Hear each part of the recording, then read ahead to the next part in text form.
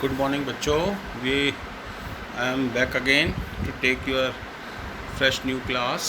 So in last few classes we were taking basics of animal husbandry with some of the terms which are very frequently used. So let's start with some more terminologies commonly used in animal husbandry. So last time we discussed heifer, or I told you almost everything about the heifer. I mean, what is heifer, what is maiden heifer, what is in calf heifer and what is cow. और in short में यदि हम revise करें तो cow वो individual थी female जो एक बार बच्चे को जन्म दे चुकी है, और यदि वो कंसीव नहीं की है तो उसको मैडन हीफर कहते हैं, और यदि वो कंसीव कर ली है और प्रेग्नेंट है लेकिन बच्चे को जन्म नहीं दिया है तो उसको इनकाफ हीफर कहा जाता है. Okay, so next term comes heifer calf. तो you can note it down. Heifer calf actually में कहते हैं female calf of under 1 year of age. मतलब कैटल है और उसका बच्चा है, बच्चा भी फीमेल है और 1 साल से कम एज है, तो उसको बोलते हैं हीफर काफ. ओके, और इसी प्रकार से होता है हीफर ऑब्लिक क्वेस्टर्क. तो हीफर या क्वेस्टर्क ये उस इंडिविजुअल को कहा जाता है, इसको नोट डाउन कर सकते हैं. 1 year old female up to first calving. 1 year old female up to her first calving, मतलब फर्स्ट काविंग होने तक उसको कहा जाएगा, लेकिन 1 ईयर ओल्ड होना चाहिए कंडीशन है, उसको कहा जाएगा हीफर. और young female bovine usually from about 15 months to 2 years of age is called stirk. Clear? तो स्टर्क फीमेल इंडिविजुअल बोवाइन के लिए टर्म यूज़ हो रही है जिसकी की उम्र 15 साल से 2 साल के बीच में हो. तो nothing more to understand about it. Likewise there are some other terms like bull calf. Bull calf किसे कहते हैं? Male calf of under 1 year of age. तो ये जहाँ तक जेंडर की बात है, मेल होना चाहिए और 1 साल से कम उम्र होगी तो उस मेल इंडिविजुअल को मेल काफ कहा जाएगा. इसी तरह से एक और टर्म है bobby calf. Bobby calf, calf of either sex of 1 or only of few weeks of age. ठीक है, बॉबी काफ किसी भी sex irrespective of gender, this term is used, bobby calf. It may be male or female, 1 or only of few weeks of age. जो कि बहुत ही छोटा बच्चा है, केवल few weeks old है, say 1 month 2 month old, that is called bobby calf. Now as your screen shown, some more terms. First is sling calf. इसको पहले समझ लीजिए. इमैच्योर और unborn calf which has been aborted और found in the uterus at the time of slaughter.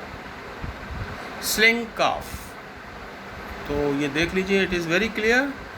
Actually में slink calf immature और unborn calf को कहा जाता है जो जहाँ तो अबॉर्ट हो गया हो और या फिर वो पोस्टमार्टम या स्लॉटर के दौरान यूट्रस में पाया गया हो. क्लियर? तो यहाँ पे कुछ टर्म्स हैं, इमैच्योर, अनबॉर्न, अबॉर्टेड. तो इससे आप एक्वेंटेड होंगे, नहीं होंगे तो मैं आपको क्लियर कर दूँ. इमैच्योर काफ मतलब हो गया कि जो फुल ग्रोन नहीं है.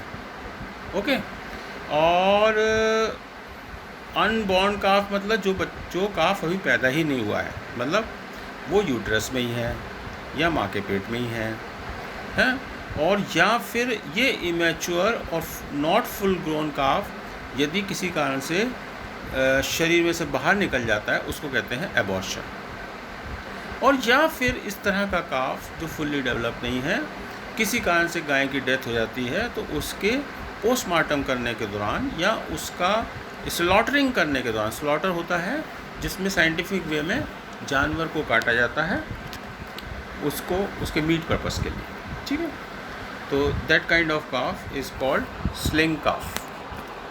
क्लियर? इसके बाद एक बहुत ही इंटरेस्टिंग टर्मिनोलॉजी है, दैट इज़ कॉल्ड क्रिप्टोर्किड। क्रिप्टोर्किड, ये आप लिख लीजिए, क्रिप्टोर्किड आपकी स्क्रीन में क्लियरली दिख रहा है, इसको आप समझ लीजिए।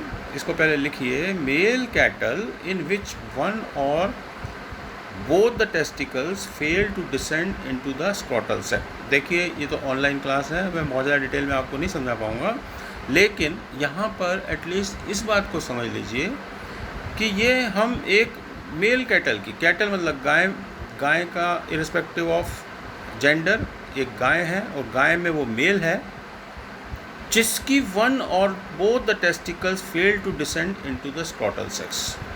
अब इसमें सबसे पहले समझने की चीज़ है, what is scrotum, what is testicle and what is the condition. तो आप समझिए, सबसे पहले समझिए टेस्टिकल क्या होता है। टेस्टिकल सिंगुलर वर्ड है, बेसिकली टेस्टिस वर्ड यूज़ किया जाता है, और टेस्टिस मतलब हो गया कि मेल प्राइमरी सेक्स ऑर्गन, जो मैंने आपको पहले ही पढ़ाया था, और इसका मेन फंक्शन है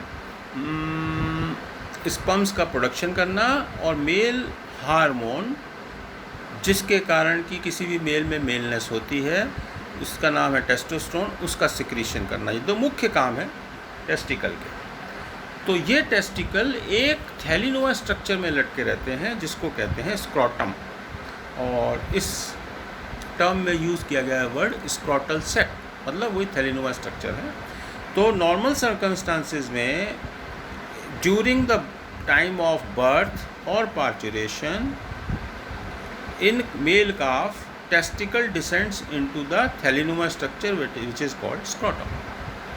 But because of any reason, if these testicles never descends into the scrotal sac, that condition is called cryptorchid.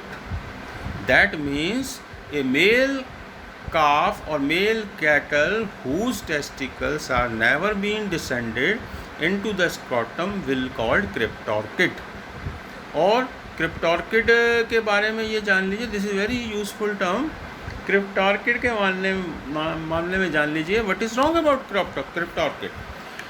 क्रिप्टोर्किड जो मेल होगा उसकी टेस्टिकल स्क्रॉटल सेक में डिसेंड नहीं हुई हैं, तो इसलिए वो टेस्टिकल्स, इसका मतलब है तो सही लेकिन वो स्क्रॉटम में नहीं मिली, स्क्रॉटल सेक में नहीं मिली, इसका मतलब वो एब्डोमिनल कैविटी में ही रह गई हैं। और एब्डोमिनल कैविटी में रह गई हैं मतलब यदि कोई, अब आप एक चीज़ को और समझिए कि जो आपकी एब्डोमिनल कैविटी है या जो आपके बॉडी के अंदर का टेम्परेचर है और जो शरीर के बाहर का टेम्परेचर होता है, इसमें वेरिएशन होता है, इसमें डिफरेंस होता है, सिग्निफिकेंट डिफरेंस होता है। तो जो टेस्टिकल बॉडी से बाहर आके स्क्रॉटम में प्लेस्ड है, उसका टेम्परेचर जो टेस्टिस बॉडी के अंदर एब्डोमिनल कैविटी में प्लेस्ड है उससे कम होगा। जो टेस्टिस अंदर है उसका वो ज़्यादा टेम्परेचर को एक्सपोज होगी और जो बाहर है वो लोअर टेम्परेचर पे होगी। और ये सारी चीज़ें एक्चुअली अफेक्ट करती हैं उस टेस्टिस में होने वाली स्पर्मेटोजेनेसिस की प्रोसेस को। And now what is the spermatogenesis? It is a process by which sperms are produce. Okay, तो यदि आपकी टेस्टिस बॉडी के अंदर ही रह गई तो वो उसमें स्पर्मेटोजेनेसिस नहीं होगा और by the same time hormone, male hormone production में भी प्रॉब्लम्स आ सकती है। तो इस तरह का मेल इनफर्टाइल होगा और उस कंडीशन को क्रिप्टोर्किड कहते हैं। Okay, that's all for today. We will discuss some more important terms used in bovine family. So it is all for today. Thank you.